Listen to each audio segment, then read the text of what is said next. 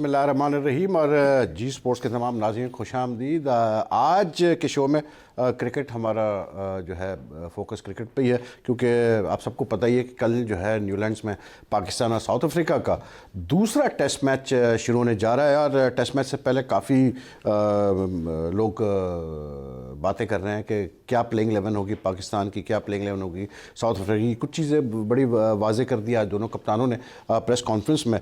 लेकिन इससे पहले कि मैं डिस्कशन का आगाज़ करूं, गेस्ट का मैं तारुफ कराऊं, एक चीज़ मैं ज़रूर यहाँ पर मेंशन करना चाहूँगा कि 2019 शुरू हो चुका है। आज 2019 का ये पाकिस्तान का पहला मतलब इंटरनेशनल मैच होगा, पहला टेस्ट मैच होगा, पहली एक्टिविटी इंटरनेशनल कैलेंडर की।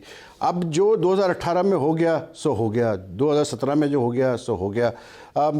एक फीलिंग है कि it's a new start, so let's hope for the best. और हमारी दुआएं पाकिस्तान टीम के साथ, सरफराज के साथ, खिलाड़ियों के साथ कि वो बेहतर परफॉर्मेंस करें और जो है ऐसे रिजल्ट्स लाए कि जो क्रिकेट फैंस हैं उनको कुछ खुशी की खबर मिले।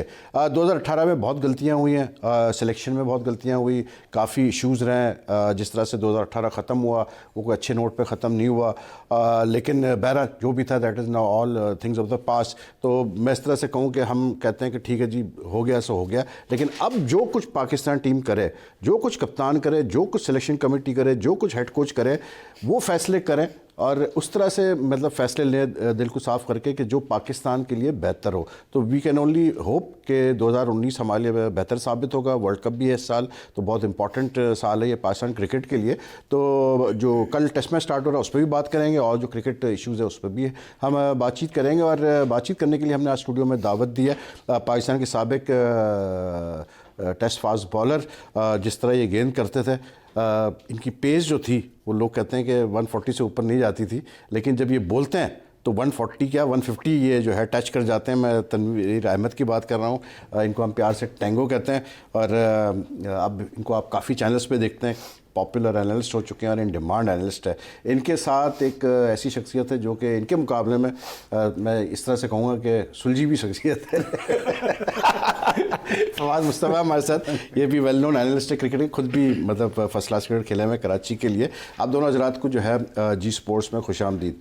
हाँ जी, टेस्ट मैच शुरू होने जा रहा है और जो इंटरेस्टिंग बात है, वो जो सबसे अहम खबर वो ये है तनवीर के Haris Sohail is out of the tour, knee injury की वजह से वापस आ रहे हैं वो।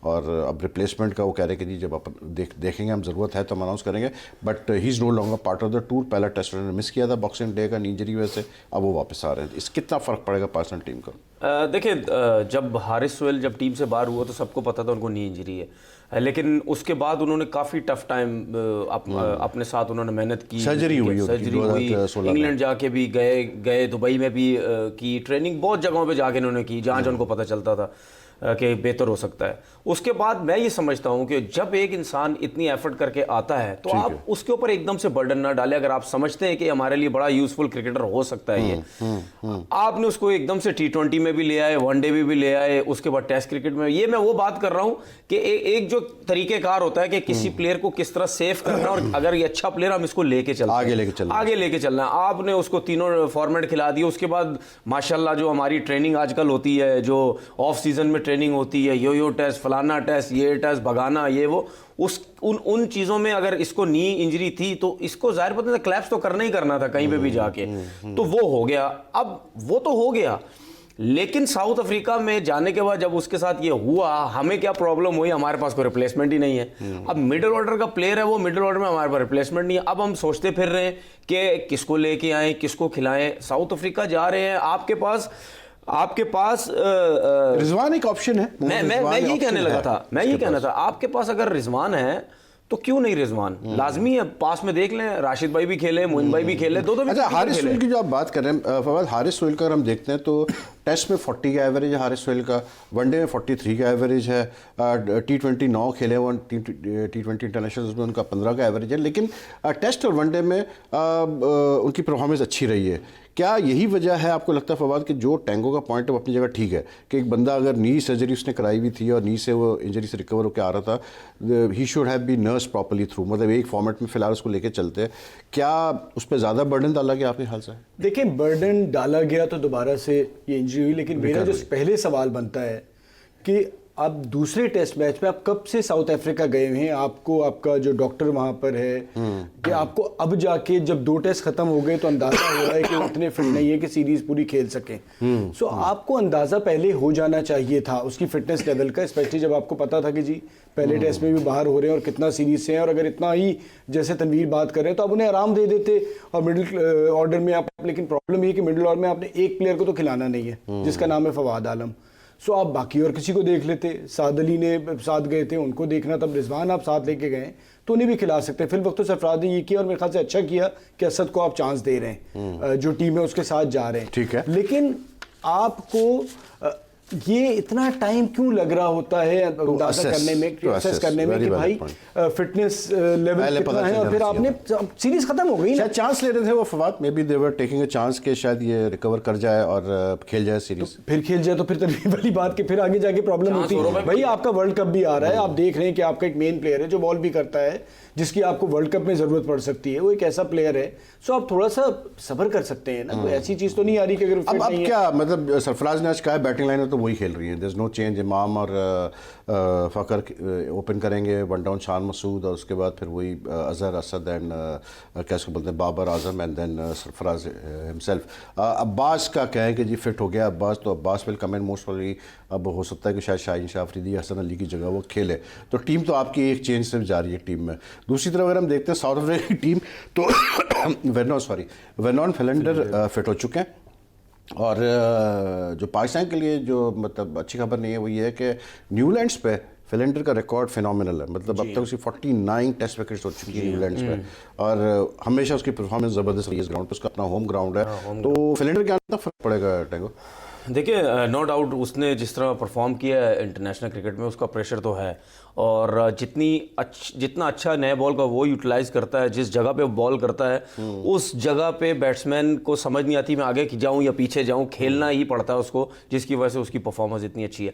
अब देखना ये है कि ओलिवियर को जो ये टेस्ट मैच खिलाया लास्ट मैच, हाँ वो तो खेल रहे हैं, डेल स्टेन और रबाडा में से एक को आई थिंक मुझे ऐसा लगता है शायद रबाडा को रेस्ट कर हाँ, अब ये बड़ी इंटरेस्टिंग चीज है क्योंकि वो कहते हैं कि जी रबाडा बहुत खेला हुआ है तो उसको हम रेस्ट करा सकते हैं, या उसने खुद भी बोला रेस्ट कराया। पाकिस्तान में ये क्यों नहीं हो सकता? हमारी क्रिकेट कल्चर में क्यों नहीं सोच आती कि आप एक प्लेयर को रेस्ट करा सकते हैं अगर यू फील के उसको ज़रूरत है रेस्ट की? क्या हमारे वहाँ ऐसा क्यों है कि किसी प्लेयर को आप कहें कि यार रेस्ट करना है तो वो इनसिक्योर हो जाता है कि नहीं जी मुझे क्यों रेस्ट कराया जा रहा है?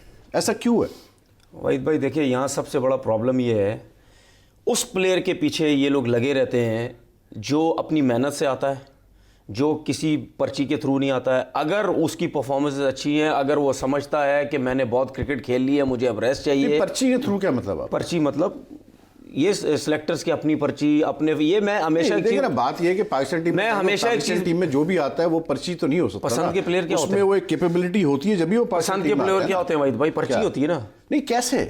क्यों? इमामुल्लाह कैसे खेल रहा है फिर? इमामुल्लाह रन तो कर रहा है ना। अभी नहीं आया कैसे? 50 की अगर इमामुल्लाह नहीं होती इमाम आता नहीं, लेकिन डोमेस्टिक उसने खेला था, 2 साल ए टीम से उसने रन किए 2 साल, तो इसलिए आया अंडर 90 से उसने रन 2 साल, कोई 10 साल से क्यों नहीं खेल रहा था? इज इट फेयर टू से पर्ची तो वो होता है कि जिसको खेलना ना आता हो। देखिए, आबिद अली अगर टीम में नहीं है, फवाद आलम अगर टीम में नहीं है, खुर्रम मंजूर अगर टीम में नहीं है, इमामुल्लाह अगर टीम में, इमामुल्लाह अगर टीम में, तो ये पर्ची है। तो फिर आप जब एक टीम मैनेजमेंट होती है, एक सिलेक्शन कमेटी होती है, हर सिलेक्शन कमेटी हर टीम मैनेजमेंट की अपनी एक सोच होती है। हो सकता है उनकी सोच डिफरेंट हो, उनकी सोच वो हो सकता है गलत सोच हो। नहीं, इनकी सोच ही गलत है। सोच है कि भाई ठीक है ये हमारे मतलब प्लान में फिट नहीं होता। मैं तो हर जगह बैठ के कहता हूं, मैं तो कैमरे के सामने कहता हूं, भाई आप लोगों की सोच गलत है, इन लोगों की सोच ही गलत है। ये लेजेंड बनते जितने, इनकी सोच ही गलत है। बनते क्या मतलब है? इंजाम अलग लेजेंड तो है, बस है, मेरे लिए नहीं है, मेरे लिए नहीं है, मेरे लिए नहीं है। लेजेंड है वो अपने लिए। नहीं, आपके लिए नहीं है क्या? सर मेरे लिए नहीं है लेजेंड। नहीं, आपके लिए नहीं है क्या? He is a legend of Pakistan. क्या लेजेंड वाले काम कर रहे हैं? 120 टेस्ट खेला बंदा, 10 लेजेंड वाले काम कर रहे हैं। इंजी ने जितने मैचेस जिताए आपको वनडे में, टेस्ट में, अपनी बैटिंग पे किसी ने नहीं जिताया। लेजेंड वाले काम कर रहे हैं। क्यों नहीं? क्या कर रहे हैं? क्यों नहीं? 4 लड़कों के साथ नाइंसाफी करके अपने भतीजों को लेकर लेजेंड वाले काम कर रहे हैं। अब एक और मिनट उनके रुक साथ जाइए, जो 3 एक बैट्समैन है वो एक सेकंड, वो ये एक अलग चैप्टर है, लेकिन इंजमाम की जो उसकी एक लेगेसी है, जो उसकी एक वर्थ है, आप कैसे कह सकते हैं वो होगा लेजेंड? मैं नहीं मानता लेजेंड भाई। अपने लिए है। मतलब वो ये सर क्या अपने बात लिए है? नहीं मानता मेरे लिए लेजेंड तो नहीं, ये अपने तो लिए वही है। आपने बात की कि विराट कोहली को भाग गया, मतलब ये क्या बात हुई? नहीं वो तो भाग गया, मैं तो अभी कहता हूं नहीं भाग मैं समझता हूँ, देखें टैंगो, मैं देखें। समझता हूँ, नहीं देख लें, सीधी बात है यार, एक कभी भी ऐसा नहीं हो सकता। क्रिकेट की खूबसूरती यही है, हर स्पोर्ट्स की खूबसूरती ये है कि डिसएग्रीमेंट्स हमेशा होते हैं, लेकिन ये गलत कर रहे हैं। नहीं, सुन लेना, डिसएग्रीमेंट्स अपनी जगह होते हैं, ठीक है, वो गलत भी कोई कर रहा होता है, कोई गलत डिसीजन भी लेता है, बाद में रिग्रेट भी करता है, सब कुछ होता है। 2005 में जब पाकिस्तान इंडिया गया, जब हम इंडिया गए, इंजी का कप्तान था, कलकत्ता टेस्ट में, सेकेंड टेस्ट में स्पिन विकेट थी, इंजी ने मोहम्मद खलील को खिलाया, लेफ्ट आर्म पेसर को खिलाया। मैं खुद वो कवर कर रहा था टूर, बहुत लिखा कि ये गलत किया आपने, गलत किया, खिला दिया। अरशद खान को खेलना चाहिए था सकलैन के साथ, नहीं खेला अरशद खान। मैच के बाद इंजी ने होटल में बुला के, अपने मतलब होटल में बुलाया, उसने कहा वेद भाई आपने सही लिखा था, गलती हो गई मुझसे, इट वाज बैड कॉल, मुझे अरशद खान को खिलाना चाहिए था इस विकेट में, पाकिस्तान टेस्ट में हार गया। तो गलतियां तो हो सकती है, लेकिन आप के बाद क्या हुआ? खलील को खिलाया, उसके बाद सुन लेना, अच्छा खलील को खिलाया, मुझे बताएं। लेकिन सुन, खलील को खिलाया, मेरी बात सुन ले, लेकिन टैंगो किसी की वर्थ को आप मतलब इंजमाम है यार, सर आप है उसको- इंजमाम, हाँ, मैं ये नहीं उसको आप कहता। कम नहीं कर सकते यार, आप इस तरह बात ना मैं करें ये नहीं कि बात, मैं नहीं इंजमाम है, लेजेंड होगा, मैं तो नहीं लेजेंड है मानता। ना, ये क्या बात है लेजेंड, लेकिन मैं ये कहता हूँ लेजेंड वाले काम नहीं कर रहे। नहीं देखिए, लेजेंड अब वाले काम जॉब नहीं कर दूसरी, रहे। अब जॉब जो लेजेंड है वो है, आप ये बात करेंगे जी चीफ सेलेक्टर बन के वो गलतियां ज्यादा कर रहे हैं, सो उससे इसका बहुत मतलब ये ज्यादा नहीं कर लेजेंड नहीं है। मैं उसमें से कह रहा हूँ कि लेजेंड अगर हैं तो, लेकिन लेजेंड वाले काम नहीं कर रहे। रोल दूसरे में है ना, रोल दूसरों के साथ दूसरे में है ना। नाइंसाफी हो रही लेजेंड है। वाले काम क्या होते हैं यार? नाइंसाफियां क्यों कर रहे हैं दूसरों के साथ? मुझे एक बात यार बताइए, देखिए, अगर आप कौन सी सिलेक्शन कमेटी आज तक आई है? Selection committee is only as good as the players it has to select. यार सीधी सी बात है, जो सिलेक्शन कमेटी आई पहले, देखिए जो सिलेक्शन कमेटी पहले आई, उनके आगे इंजमामुल हक साहब के आगे वो बड़े नाम थे, ठीक है, नहीं थे ना?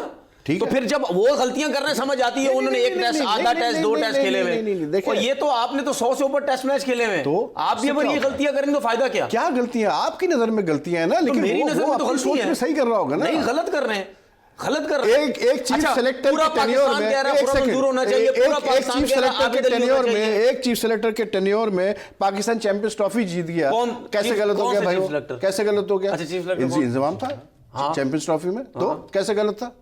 एक चीफ सेलेक्टर के दौर में आपके पास नए प्लेयर आए, अब वो आप ठीक है, आप ना माने गलत है सो ये, लेकिन फकर जमा, इमाम, शादाब वगैरह ये नए प्लेयर्स आए ना आपके पास, तो कैसे गलत हो गया भाई? नहीं, मैं ये नहीं कह रहा, मैं ये कह रहा हूं आपने नए लड़के तो ट्राई आउट करने हैं ना, लेकिन उसमें से जो लड़के फिर अच्छा परफॉर्म कर रहे हैं आप उनको लेके चलें, आप बिला वजह ना लेके चले ना औरों को, बिला वजह आप डोमेस्टिक। आप मुझे बताएं, आप मुझे बताएं 4 टेस्ट मैच की जो सिलेक्शन हो रही है वो सही सिलेक्शन हो रही है?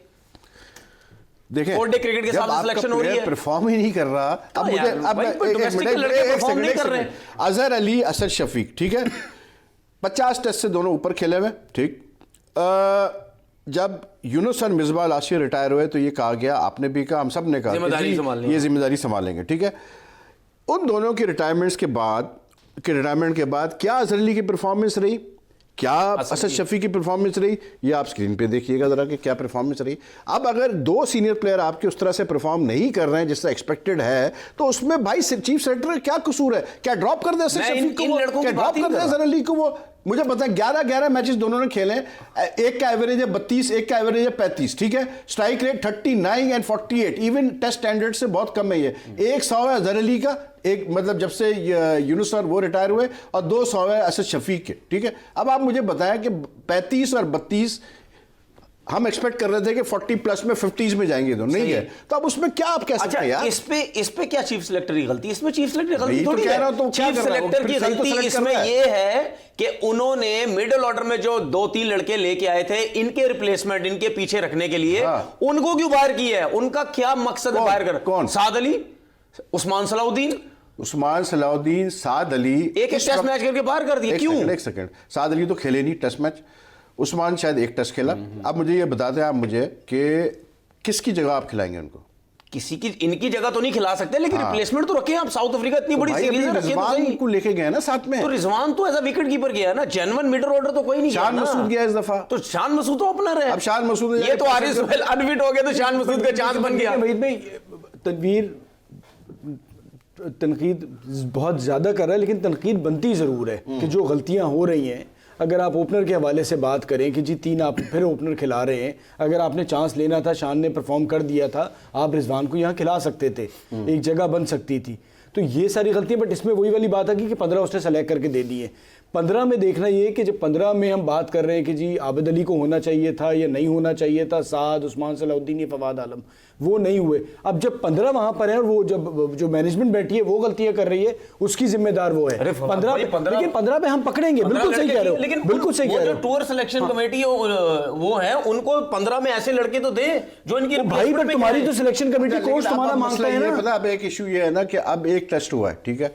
अब अगर इसमें से आप कोई चेंज करने जाते हैं बैटिंग लाइनअप पे, इवन मैं फखर जमान की मैं बात करूं, तो हम ही कहेंगे कि यार ये बड़ी ज्यादती की, उसको 1-2 टेस्ट मैच तो नहीं करना चाहिए। मैं कह रहा हूं नहीं चेंज करना चाहिए, तो सही कर रहे हैं ना। फिर अगर वही खिला रहे हैं तो फिर क्या गलत कर रहे हैं? एक चेंज बनता है सिर्फ, क्या अब्बास अगर फिट आ जाए वापस, वो आ गया। लेकिन दूसरा हसन अली की जगह आएगा। अब्बास के आने से फर्क पड़ेगा, अब्बास के आने पे बहुत फर्क पड़ेगा। लेकिन सवाल फिर ये बनता है कि अगर अब्बास खुदा ना खास्ता पूरा फिट नहीं है और आपने जल्दी में खिला दिया, आपको अभी भी तो फिर डाउट आप है? क्या करेंगे? सर हुआ है ना हमारे यहाँ पहले भी, हमसे गलतियां हो जाती है ना कि अब जल्दी में खिला दें तो प्रेशर बहुत है सर, बहुत ज्यादा हारने का प्रेशर है। बिल्कुल प्रेशर है। तो आप समझ रहे हैं कि ये भी हो सकता है कि मे बी अब्बास में नॉट बी 100%। अगर 100 भाई अल्लाह करे 100% हो, हमारी तो उम्मीद है। और सर अब्बास जिस किस्म का बॉलर 100% आपको नजर आ जाएगा। वो देखिए अब्बास वो ऐसा आदमी बॉलर है कि जो पूरा मैच आपको जितवा देगा इन कंडीशंस में। लेकिन अगर अब्बास को नुकसान हुआ तो आपको आगे बहुत ज्यादा नुकसान होगा अगर आपने जल्दी। अगर अब्बास हाफ फिट है, इनको नहीं खिलाना चाहिए। उसकी वजह यह है इसकी इंजरी के चांसेस बढ़ सकते हैं, दोनों ये कह रहे हैं क्योंकि ये शोल्डर से बॉल करता है, शोल्डर ज्यादा यूज करता है, ओके, जिसकी वजह से शोल्डर बॉलर, हाँ इसको इंजरी हो सकती है ज्यादा अगर पूरा फिट ना हो। ठीक है।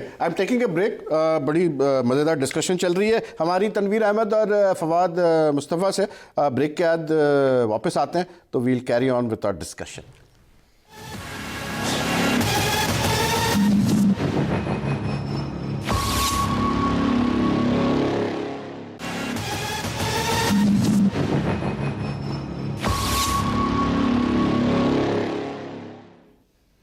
Welcome back. देख रहे हैं आप जी स्पोर्ट्स और बातचीत हम कर रहे हैं कल से जो टेस्ट मैच शुरू होने जा रहा है न्यूजीलैंड पे पाकिस्तान साउथ अफ्रीका का।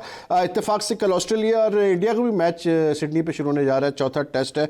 और इंडिया के लिए बड़ा नादिर मौका है कि वो पहली दफ़ा अपनी क्रिकेट हिस्ट्री में ऑस्ट्रेलिया में टेस्ट सीरीज जीत जाए। इस पर 2-1 वो लीड कर रहे हैं, लेकिन अगर ऑस्ट्रेलिया ये मैच ड्रॉ कर जाता है या जीत जाता है तो फिर जो है इंडिया को मौका नहीं मिलेगा टेस्ट सीरीज जीतने का। लेकिन अगर ये ड्रॉ होता है या मतलब इंडिया जीत जाता है तो फिर जो है इंडिया पहली दफ़ा टेस्ट सीरीज जीतेगा ऑस्ट्रेलिया में।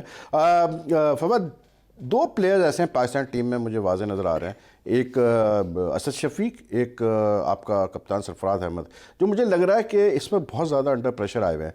असद पे इस टेस्ट मैच से पहले ये खबरें आई कि मिकी ऑथर चाहते थे कि असद शफीक की जगह रिजवान को खिलाया जाए और सरफराज ने उस पर स्टैंड लिया कि नहीं असद शफीक खेलेगा।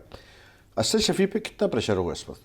देखिए असद शफीक पे आप किसी भी प्लेयर पे अगर ये थोड़ा इस किस्म का प्लेयर जो आपको पता है परमानेंट आपका प्लेयर है, उसको सिर्फ ये शक भी डाला जाए ना कि तुम्हें ड्रॉप किया जा रहा था या सोच रहे थे, 67 टेस्ट मैचेस तो प्रेशर बढ़ जाता है ना। अनफॉर्चुनेटली आपके पास उससे बेहतर कोई प्लेयर नहीं है, परफॉर्मर नहीं है जितनी उसने क्रिकेट खेली है। वो ऐसा प्लेयर है कि पहले भी उसने इस ग्राउंड पे 100 किया है इस जगह पे, तो वो परफॉर्म कर सकता है। वो एक ऐसा प्लेयर है जो 12-13 हाँ तुम थे ना स्टूर पे, तो वो लंबा खेल सकता है। तो सरफराज ने अच्छा डिसीजन लिया कि उससे, बट कोच की यहाँ पर रोल आता है ना कि कोच को आपको इस तरह से मीडिया में भी खबर आई और काफी हद तक चल गई थी कि जी असद को ड्रॉप किया जा रहा है, तो आखिरी मोमेंट पे आके खिला रहे। तो लेकिन ये भी तो एक बड़ा इशू आ रहा है ना फवाद के, मतलब सरफराज खुद बड़े प्रेशर में पैर लिया है उन्होंने उस पिछले टेस्ट में। His captaincy has come under मतलब स्क्रूटनी। आज इत्तेफाक से मैं देख रहा था, मैंने एक चीज़ सोच रहा था कि मैं सौरभ गांगुली का एक शो देख रहा था जिसमें वीवीएस और ज़हीर खान बैठे हुए थे, तो एक बड़ी अच्छी बात की सौरभ ने उन्होंने सब पूछा आपकी कप्तानी बड़ी स्ट्रांग थी, तो उन्होंने कहा नहीं मेरी कप्तानी स्ट्रांग नहीं थी। उन्होंने कहा मेरी टीम में 4-5 ऐसे प्लेयर्स थे जो इतने लेजेंड्स थे कि वो इतने अच्छे लीडर्स थे कि मुझे खुद करनी पड़ी, मैं उनसे बहुत सीखा और मुझे फिर अपने आप को वो करना पड़ा, उस लेवल पे लाना पड़ा। मुझे थोड़ा सा ये वैसे फील आती है कि इस टीम को अगर हम देखते हैं तो यू गेट अ फीलिंग कि सरफराज को शायद ये एक डिसएडवांटेज है कि उसके आसपास वो लोग नहीं हैं जो कि उसको मतलब लीडरशिप सपोर्ट दे सके। और फिर सरफराज में खुद एक ये बड़ा मसला है कि एक तो वो स्टबन है, दूसरा वो अपने आप को ग्रूम करने को तैयार नहीं है। आपको लगता है ये सरफराज को ये फैक्टर्स हिट कर रहे हैं? देखिए प्रॉब्लम इस सूरत में भी आई कि असद और अजहर जो सपोर्ट देने वाले थे वो खुद अंडर प्रेशर हैं। वो इस वक्त अपनी परफॉर्मेंस अपनी जगह के लिए लड़ रहे हैं। ऑल्दो अजहर एंड असद अभी भी अगर आप मवाजना करें तो उनके मुकाबले का कोई प्लेयर आपके पास पीछे मौजूद नहीं है। अभी भी वो आपके बेस्ट प्लेयर्स में से एक हैं। तो ये एक बहुत बड़ी प्रॉब्लम आई। लेकिन वही में जो सबसे बड़ा मुझे परेशानी की बात नज़र आ रही है ना कि सरफराज पे जिस तरह से प्रेशर आ रहा है, आपका वर्ल्ड कप बहुत करीब है और बहुत बात हो रही थी कि हम पाकिस्तान फेवरेट्स में से जीत सकते हैं, और सरफराज अगर खुदा न खास्ता परफॉर्म नहीं करते और टीम इस तरह से हारती है और फिर आगे वनडे में जाके भी बुरा होता है तो फिर आपको बहुत ज़्यादा मसाइल आएंगे। बिल्कुल बिल्कुल होगा। और उसमें तो मतलब टैंगो अगर हम देखते हैं तो एक चीज़ तो वाज़ेह है कि मतलब the selectors the team management need to get the act together, क्योंकि एक चीज़ तो वाज़ेह है कि ये जो वनडे स्क्वाड बनाना चाह रहे हैं, जिन प्लेयर्स के इर्द गिर्द बनाना चाह रहे हैं, कुछ प्लेयर्स उसमें ऐसे हैं जो नहीं आते वनडे स्क्वाड में। आप समझते हैं कि जो वनडे, क्योंकि अब इस सीरीज़ के बाद वनडे ही वनडे है वर्ल्ड कप तक, तो क्या हमारी वनडे स्क्वाड बनी हुई है? क्या उसमें भी काम काफ़ी बाकी है? देखिए वनडे मैं नहीं समझता कोई इतनी ज़्यादा हमें चेंजिंग्स करने की ज़रूरत है। इमाम से ओपनिंग करवाएं? नहीं, इमाम तो अब आ गया, उन्होंने उसको खिलाना ही खिलाना है। ये क्या बात, क्यों खिलाना क्यों है भाई? यार एक तरफ तो आप कहते हैं गलत, अब आप कह रहे हैं खिलाना है। भतीजे नहीं तो उससे क्या होता है? जब बाउंसर लगा था इनको, उसके बाद इनकी जगह कोई और होता, आता टीम के अंदर? क्यों नहीं आता? कैसे अहमद शहजाद बाउंसर लगने के बाद नहीं आया? कैसे आता? क्यों नहीं? अहमद शहजाद नहीं आया? उस बाउंसर के बाद इन्होंने न्यूजीलैंड की टेस्ट सीरीज के अंदर से दो ओपनर खिलाए। किसी का भतीजा होना क्या वो एक गुनाह है? मतलब क्या उसकी गलती है उसमें बेचारे की कि वो भतीजा है? अच्छा मुझे सिर्फ आप एक चीज बता दें। अच्छा मुझे सिर्फ एक चीज बता दें, मेरा कोई हर जगह जाके बैठता हूँ, मेरा सिर्फ एक पहली दफा पाकिस्तान क्रिकेट में हो रहा है, मेरा सिर्फ एक क्लिप आप कहीं से भी निकाल के बता दें मुझे जहां मैंने बोला हो कि इमाम उल हक प्लेयर अच्छा नहीं है। मैं प्लेयर किसी के बारे में नहीं कहता। अच्छा नहीं है तो फिर आपको प्रॉब्लम क्या भाई? प्रॉब्लम ये है भतीजा है इसलिए प्रॉब्लम है। भतीजा ये है, जल्दी आ गया, भतीजा है तभी आया। अब वो ठीक है ना, वो आ गया, ठीक है यार, आ गया। आप दूसरों के साथ नाइंसाफी करोगे तो मैं तो हर चैनल पे बोलूंगा कि पर्ची है, पर्ची है, पर्ची है। बात पर्ची है खत्म। तो खुद ही कह रहे हैं मैंने हर जगह गया, अच्छा नहीं हम कह रहे पर्ची है। उस हिसाब से मैं बात नहीं कर रहा, मैंने प्लेयर के हिसाब से बात की। मैंने कभी इमाम उल हक पर्ची आपकी नजर में, मेरी नजर में, लेकिन आप कह रहे हैं में उसकी जगह बनती है।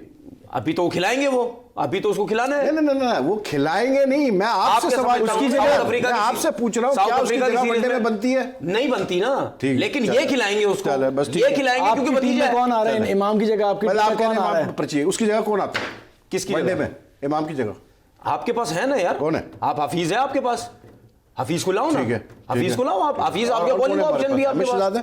नहीं अहमद शहजाद तो मैं नहीं समझता अभी उसकी जगह बनती है। हफीज आपके ऑप्शन है ना। खुर्रम ने परफॉर्म किया है, खुर्रम ने परफॉर्म किया यार। ये तो वो लोग हैं ना जो बोल बोल के थक गए, इनको पसंद ही नहीं है। ये लोग क्या करें? मतलब वनडे में ऑप्शंस है हमारे पास, ऑप्शंस है वनडे में हमारे ऑप्शंस है काफी, हम मतलब देख सकते हैं वनडे में। लेकिन नहीं, वनडेज आर है। लेकिन अभी तो टेस्ट मैच की हम बात करें, अगर टेस्ट मैच की हम बात करते हैं तो यासिर शाह का बड़ा इंपॉर्टेंट रोल रहा है इन पाकिस्तान टेस्ट विक्ट्रीज सिंस 2014। इस टेस्ट में यासिर का, क्योंकि जब लास्ट यहाँ पाकिस्तान खेला था, सईद अजम ने 10 विकेटें ली थी यहाँ पर, और फिलिंडर ने 9 विकेटें ली थी, और साउथ अफ्रीका जीता था 4 विकेटों से। लेकिन ये वो टेस्ट था जिसमें पाकिस्तान का होल्ड था काफी। यूनुस भाई ने 100 किए थे, असद शफीक ने 100 किए थे, और मैं असरों 44 तुम खेले थे क्या? 44 किए थे मैंने। तुम खेले थे? 44 किए थे। 44 किए थे तुमने? माशाल्लाह। तो वैसे ये वाहिद ग्राउंड और विकेट भी है जिसपे स्पिनर थोड़ी बहुत मदद मिलती है। अगर आप साउथ अफ्रीका में देखें, यासिर का रोल है कि यासिर ऑब्वियसली यासिर खेलेंगे, और बट कम से उतना रोल अगर कंपैरिजन करें यूएई वाला तो उतना नहीं होगा, लेकिन एक रोल जरूर है कि यासिर नहीं। लेकिन यासिर का देखें ना, एक चीज़ तो बड़ी ऑब्वियस है कि यासिर का अगर हम देखते हैं जब से उसने टेस्ट डेब्यू किया, if we won in Sri Lanka Yasir ने विकेटें ली। इफ़ वी जो हमने इंग्लैंड में टेस्ट मैच जीते थे वहाँ यासिर ने विकेटें ली। वेस्ट इंडीज़ में हम जीते, यासिर ने विकेटें ली। हम न्यूजीलैंड गए, वहाँ यासिर ने विकेटें नहीं ली, हम हार गए दोनों टेस्ट। हम ऑस्ट्रेलिया गए, यासिर ने विकेटें नहीं ली, हम तीनों टेस्ट हार गए। तो एक चीज़ तो बड़ा एक पैटर्न क्लियर आ जाता है ना कि यासिर का परफॉर्म करना बहुत ज़रूरी है if Pakistan is to win this test match. बिल्कुल वही पर दूसरी एक चीज़ हम थोड़ा सा वो भी नहीं कर रहे कि हम पहले टेस्ट में भी जल्दी आउट हुए, लेकिन उसके बावजूद हम उनको जल्दी आउट करके टीम में वापस आ गए थे। और फिर हमारा 100 पे 1 था। अगर हम थोड़ा सा बेहतर खेल जाते, हम हार गए सारे माने, लेकिन इतना ज़्यादा बुरा नहीं खेले कि हम दूसरे टेस्ट में वापस नहीं आ सकते।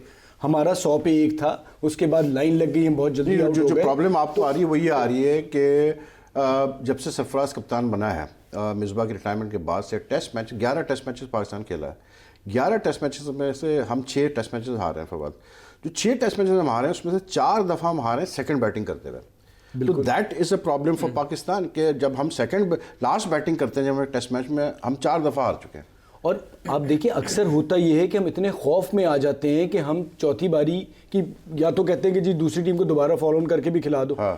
कि मतलब हम खिलाते नहीं है, पहली बार हमने खिलाया था कि हम डर जाते हैं कि चौथी बारी ना करें, तो वो खौफ तो है एक लेकिन बहरहाल ये तो अब इस कल सलमान बट ने बड़ी अच्छी बात की, उसने कहा यार वहीद भाई सीधी सी बात है, ये इतनी कोई स्ट्रॉन्ग साउथ अफ्रीकन साइड नहीं है जितनी पहले हुआ करती थी। किसी तरह से भी पाकिस्तान को 300 करना है, पाकिस्तान 300 करेगा बस बहुत है, 250 भी बहुत है। हाँ मतलब अगर 300 करेगा तो बस काम बन। अगर आप 250 कर लेते तो इस मैच में थे देख लेते हैं। अब आप लोग तो बड़ा हल्का ले रहे हैं भाई साउथ अफ्रीका के बैट्समैनों को कि आप 250 और आप 225 और 250 कर रहे हैं। तो नजर आ रहा है ना। आप ये क्यों भूल रहे हैं कि उनके बैट्समैन देखिए अब हमारा मामला फॉर्म में आ गया, हमारा अब्बास भी आ गया, अब्बास भी आ गया। अब्बास की बॉलिंग से बिल्कुल सही बात बोली, अब्बास के कमबैक करने से फर्क तो उनको पड़ेगा। ठीक है। और 100% साउथ अफ्रीका आई थिंक नीचे होती, पाकिस्तान ऊपर होता अगर लास्ट टेस्ट मैच में अगर अब्बास लास्ट टेस्ट मैच में तो आपके बॉलर्स ने तो काम किया ना, आपके बैटिंग दिया था ना, आप बिल्कुल ही लेकिन मैं 100 for 1 से आप कोलैप्स हुए 189 पे, तो उसमें बॉलर्स ने तो लेकिन एक चीज मैं वहीद भाई ये बोलता हूँ कि नाम अगर जो भी बड़ा नाम, अगर जिस तरह मैं लाइक आमिर की बात करता हूँ, अगर वो खेल रहा है, अगर उसकी परफॉर्मेंस अच्छी नहीं है तो मैं ये समझता हूँ कि आप शाहीन शाह अफरीदी से नया बॉल करवाते हैं सेकंड इनिंग में, आपको उसको ट्राई आउट करना चाहिए था। क्योंकि पहले शाह अफरीदी और आमिर की कंपैरिजन ना करें खुदा के लिए यार। आमिर एक की अपने क्या लगा, आमिर क्या मतलब उसने बहुत अच्छी बॉलिंग की है पहले, क्या क्यों 4 आउट किए? आउट की बात नहीं है, कभी यार ये भी होता है कि आप बॉलिंग बहुत अच्छी कर रहे होते हैं। बुमराह ने पहले टेस्ट में बहुत अच्छी बॉलिंग की, नहीं मिली उसको लेकिन वहीद भाई आप टेस्ट मैच की क्यों बात कर रहे हैं? बुमराह परफॉर्म कर रहा है, नहीं बुमराह एक स्पेल में टीम उड़ा रहा है। आमिर और शाहीन शाह अफरीदी की कंपैरिजन यार, दोनों ने 4-4 विकेटें लिए सेकंड में, आप कैसी बात कर रहे हैं यार? आप अगर मुझसे पूछेंगे, फिर आप अगर मुझसे पूछेंगे शाहीन शाह अफरीदी आमिर से बहुत अच्छी बॉलिंग कर रहा है टेस्ट क्रिकेट में भी, वनडे क्रिकेट में भी, मैं सिर्फ नाम को नहीं देखता, जो परफॉर्म कर रहा है आप उसको यूटिलाइज करें जितना ज्यादा कर सकते हैं। आप तो अनफॉर्चुनेटली इन्हीं 15 में से खेल रहे हैं। सवाल सिर्फ ये बनता था कि इस जगह पे आपको मीर हमजा को लेकर चाहिए था। मीर हमजा जिस किस्म का बॉलर नहीं यार वहीद भाई नहीं वहीद भाई उसके साथ एक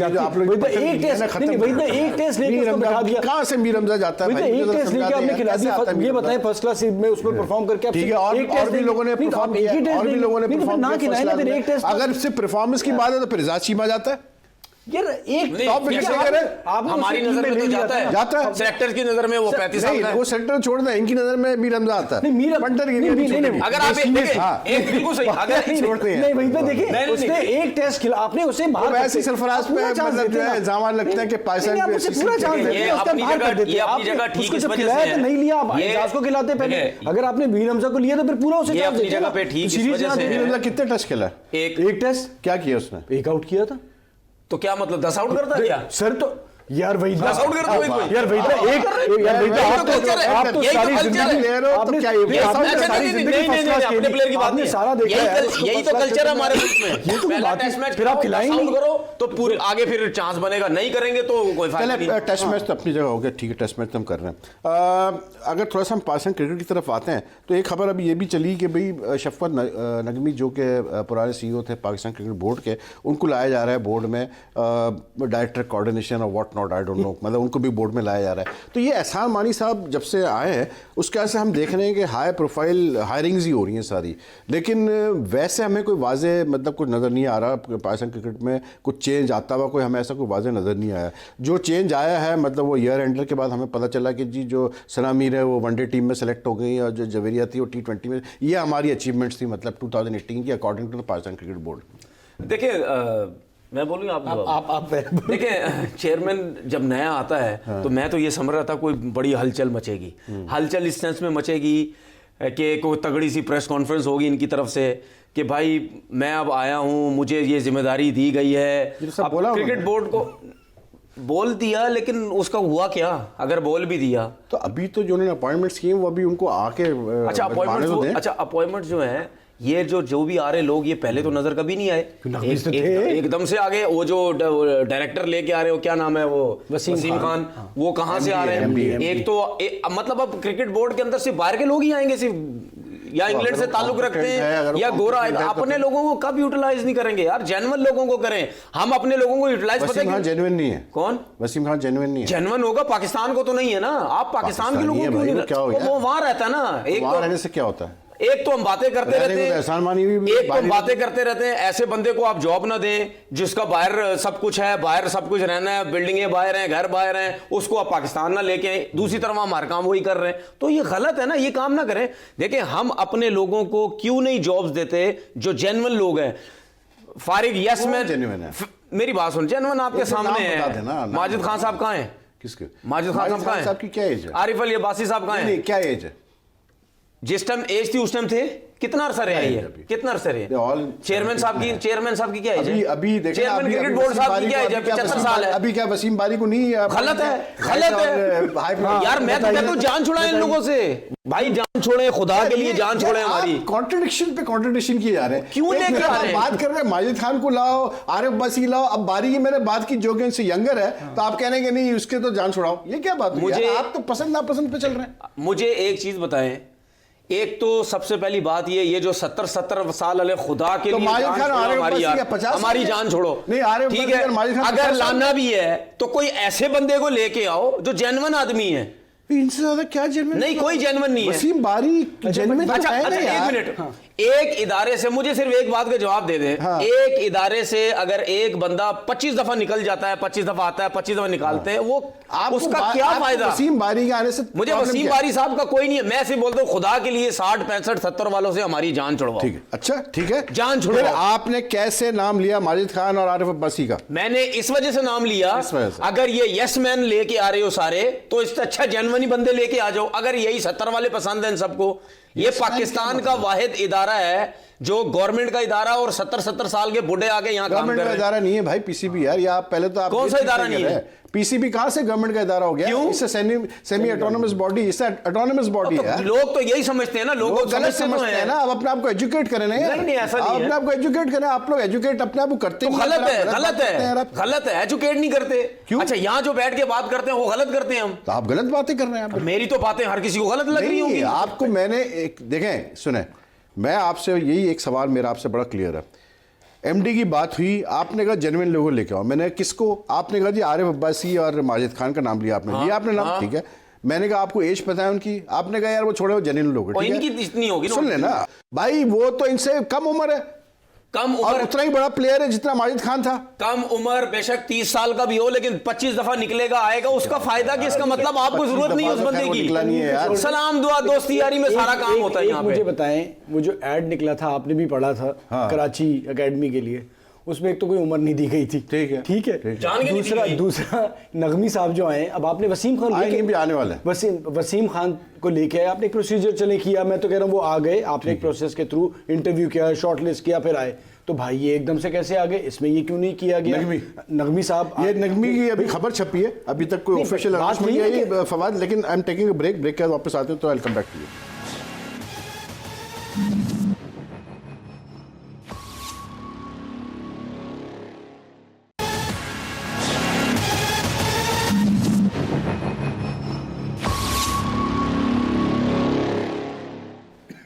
जी स्पोर्ट्स में खुशामदीद, बातचीत क्रिकेट के मामलात पे, और तनवीर अहमद हमारे साथ हैं। कभी वाइड गेंद, कभी नो बॉल, कभी स्टंप्स पे। भाई मतलब आपकी आज बहुत सारी गेंदें जो है ना वाइड और नो बॉल हुई हैं। ये मैसेज आए हैं व्यूअर्स के, कह रहे तनवीर से कहो, टैंकर से कहो कि थोड़ा सा स्टंप टू स्टंप बॉलिंग करें। मेरे से कोई खुश है? मैं तो अगर सोशल मीडिया में चलूं तो मैं तो मेरे ख्याल बैठ ही नहीं सकता किसी प्रोग्राम में। भाई आप तो इंडिया में तो खैर आप बहुत मशहूर हैं। मुझे तो वैसे भी इतने लोग इतने बुरे बुरे लैंग्वेज इस्तेमाल करते हैं मेरे लिए, अब पता नहीं उनको क्या प्रॉब्लम है। अच्छा वैसे ना जनरली हमारे वहाँ इस शो में कॉलर्स बहुत आते हैं, मतलब उनका मतलब ये शुक्रिया कि इतने सारे लोग चाहते हैं कि वो इस शो में मतलब शामिल हो। टाइम की वजह से कभी कभार हम नहीं ले पाते हैं कॉलर्स। तो मैं वैसे एक चीज़ ज़रूर कहूँगा कि हम अगर हम कॉलर्स की बात करें तो जनरली हम ये देखते हैं कि जो कॉलर्स आते हैं वो बड़े रेलेवेंट पॉइंट्स पे मतलब वो बात करते हैं। हमारे एक कॉलर आए थे, उन्होंने बड़े रेलेवेंट सी उन्होंने बात की। उन्होंने कहा कि जी हम जब अपनी डोमेस्टिक क्रिकेट को ही इम्पोर्टेंस नहीं देते तो फिर हम कैसे एक्सपेक्ट करते हैं कि हम टेस्ट क्रिकेट में जो है अच्छा करेंगे, क्योंकि डोमेस्टिक क्रिकेट क्योंकि जो टीमें भी टेस्ट में अच्छा करती हैं उनका जो बेस होता है वो उनकी डोमेस्टिक क्रिकेट होती है। बिल्कुल। देखिए वहीद भाई, आप जब से क्रिकेट हो रही है आप हमेशा एक चीज़ देखेंगे, जब आपकी बैटिंग लाइनअप रन्स करेगी तो आपकी टीम जीतेगी। चाहे आपकी टीम के अंदर Wasim Akram, McGrath, Allan Donald, Shoaib Akhtar, जितने शैन मोहन, मुरलीधरन एक साइड पे भी होंगे ना, ये आपकी बैटिंग परफॉर्म करके उनको देगी तो वो आउट करेंगे। कुछ एक मैच ऐसे हो जाएंगे जो एक्स्ट्राऑर्डिनरी स्पेल कर जाएंगे, वरना बैटिंग में रन्स करना बहुत ज़रूरी है। सबसे मेन चीज़, हम बोल बोल के थक गए हैं, डोमेस्टिक क्रिकेट में आपने जो पिचेस बनानी है वो बैटिंग के लिए सपोर्ट होनी चाहिए। आपकी पिचेस ऐसी होनी चाहिए जिसमें बैट्समैन जाए, उसको पता है कि ये बिल्कुल बैटिंग पैराडाइज है, मैंने जाके 100 करना है, 150 करना है, 200 करना है। जब आप इतने बड़े बड़े रन्स करेंगे, आप मेंटली स्ट्रांग होंगे, आप फिजिकली स्ट्रांग होंगे, आप उन पिचेस के ऊपर मुख्तलिफ किस्म के आप शॉट खेलते ही डेवलप करते चले जाएंगे। 100 के अंदर भी खेलते डेवलप करेंगे, 200 में भी नया बॉल खेलेंगे, सेमी न्यू बॉल खेलेंगे, सेकंड न्यू बॉल खेलेंगे, लेग स्पिनर, स्पिनर, सबको खेल के आपको 6-6, 8-8 साल जब आप ये काम करेंगे, मेच्योर होंगे। ठीक है, जब आप डोमेस्टिक क्रिकेट खेलते हैं, हमारे लड़के घास वाली पिचेस होती हैं, उनको समझ नहीं आती, टीम 150 पे आउट होती है। अब वही पंजाब साइड वाले लड़के जब कराची आके खेलते हैं, मैं जब क्रिकेट खेलता था वही कहते थे यार अब शायद हम लोगों से रन्स हो जाएं।